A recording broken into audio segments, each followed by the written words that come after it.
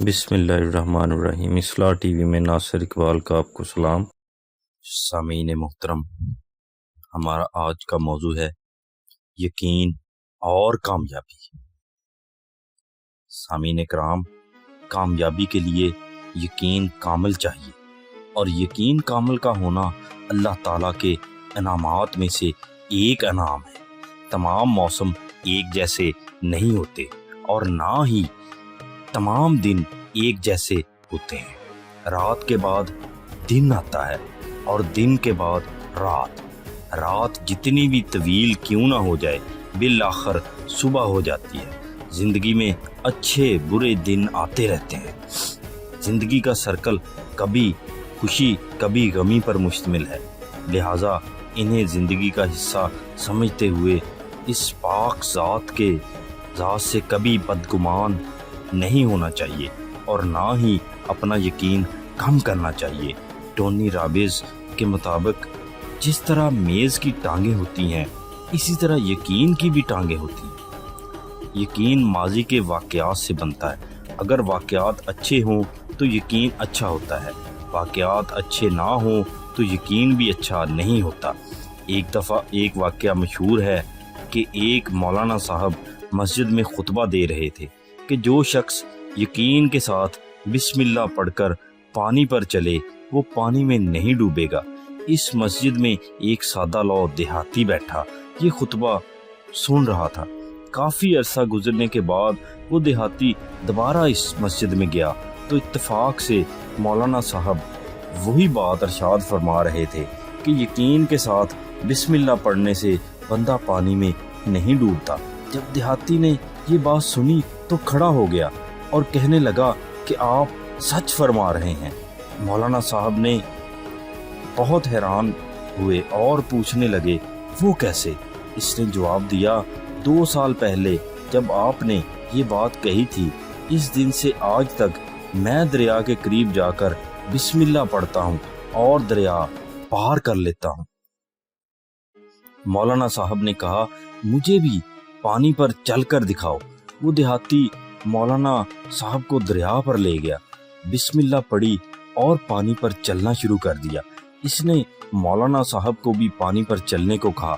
مولانا صاحب جیسے ہی بسم اللہ پڑھ کر پانی میں اترے تو ڈوب گئے۔ معلوم ہوا کہ مولانا صاحب نے بسم اللہ تو پڑھی تھی، لیکن ان کے پاس یقین نہیں تھا۔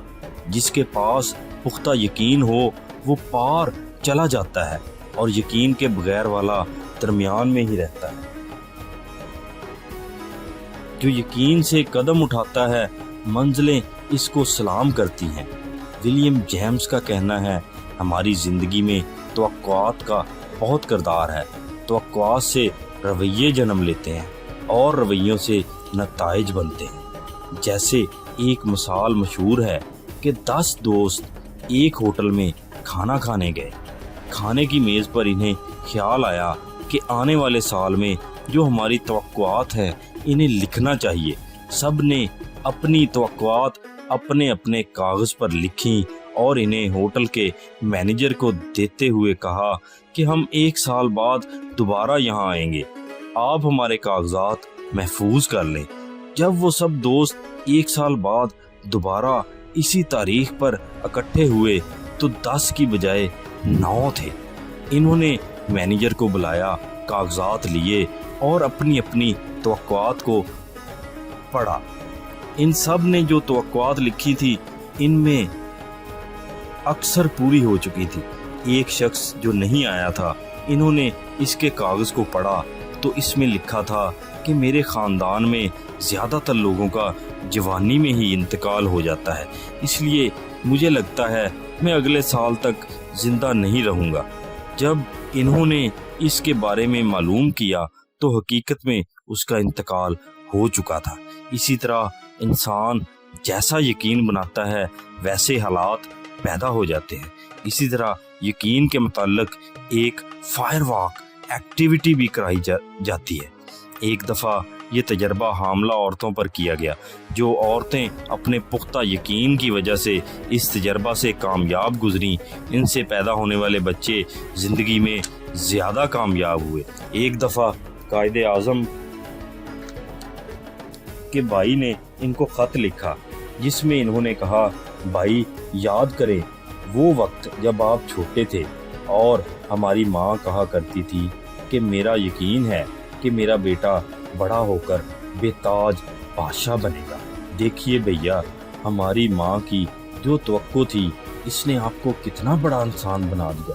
ماں کی سوچ اور یقین بھی بچے پر کافی اثر انداز ہوتا ہے۔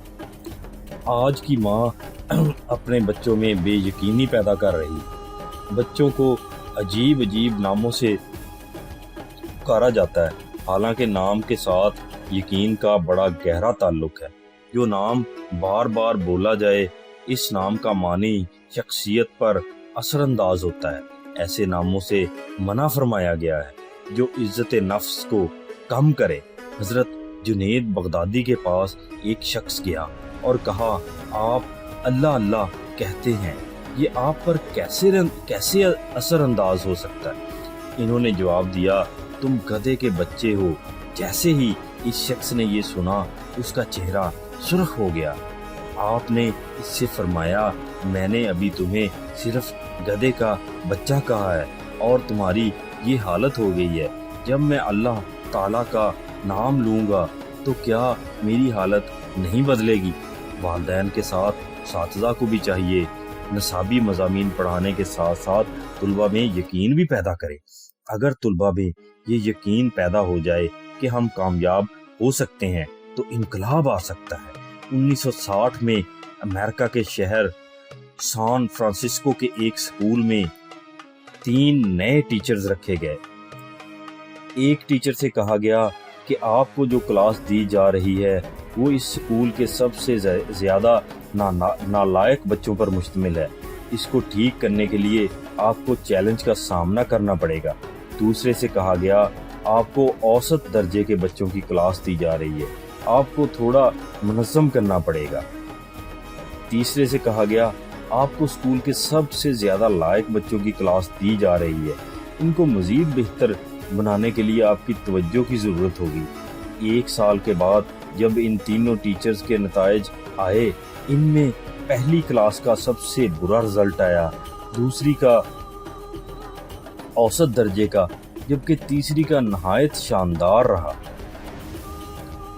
جس ٹیچر کو کہا گیا تھا کہ تمہاری کلاس بہت نالائق ہے، اصل میں وہ لائق بچے تھے، لیکن نالائق کہنے کی وجہ سے اس ٹیچر کے ذہن میں یہ یقین بیٹھ گیا کہ یہ نالائق ہیں۔ وہ ٹیچر جب بھی کلاس کو پڑھاتا تو طالب علموں کو نالائق کہتا، عجیب و غریب القابات سے نوازتا اور طرح طرح کی باتیں کرتا، جس کی وجہ سے نتیجہ بھی اسی طرح کا آیا۔ دوسرے ٹیچر کی کلاس اوسط درجہ کی تھی، اس نے اس طرح ہی کلاس کو پڑھایا جس کی وجہ سے اس کا نتیجہ بھی اوسط درجے کا رہا، جبکہ تیسرے ٹیچر کو جو کلاس دی گئی وہ نالائق بچوں پر مشتمل تھی، لیکن ٹیچر کو کہا گیا کہ یہ لائق بچے ہیں۔ وہ ٹیچر جب کلاس میں جاتا، ان کی تعریف کرتا، ان کو موٹیویٹ کرتا اور ان کو محنت سے پڑھاتا، جس کی وجہ سے اس کلاس کا نتیجہ بھی شاندار رہا۔ 1960 کے اس تجربے نے یہ فلسفہ دیا کہ اگر ٹیچر پڑھانے کے ساتھ ساتھ طلباء کے متعلق مثبت اپروچ رکھے، مثبت الفاظ کا استعمال کرے، مثبت باتیں کرے اور انہیں کامیابی کا یقین دلائے تو بچے زیادہ کامیاب ہو سکتے ہیں۔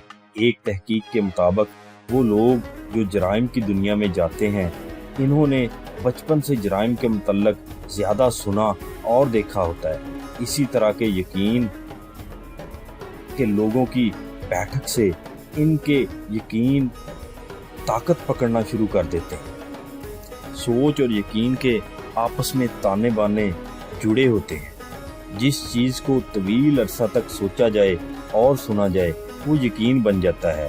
جس طرح پودے کو پانی اور توجہ دی جاتی ہے، اسی طرح کچھ یقین ایسے ہوتے ہیں جن کو لاشعوری طور پر پانی اور توجہ دی جا رہی ہوتی ہے۔ ان سے بننے والے نتائج بعض اوقات موافق نہیں ہوتے۔ ہم میں سے ہر کسی کو منفی یقین کے مقابلے میں مثبت یقین کا راستہ اپنانا چاہیے اور یہ طے کر لینا چاہیے کہ کس بات پر یقین کرنا ہے اور کس پر نہیں، کیونکہ خواہشات، رائے اور مشاہدہ یقین کو جنم دیتے ہیں، اور اول نمبر ذہین کا نہیں بلکہ پختہ یقین رکھنے والے کا ہوتا ہے۔ پختہ یقین ہو تو کامیابی یقینی ہے۔ اپنا اور اپنے آس پاس لوگوں کا بہت سا خیال رکھیے گا، اس دعا کے ساتھ کہ اے میرے اللہ، ہمارے کام ہمارے لیے آسان فرما دیجیے، اور اے مالک کائنات، مجھے اپنے بندوں کی فلاح کے لیے منتخب فرما لیجیے۔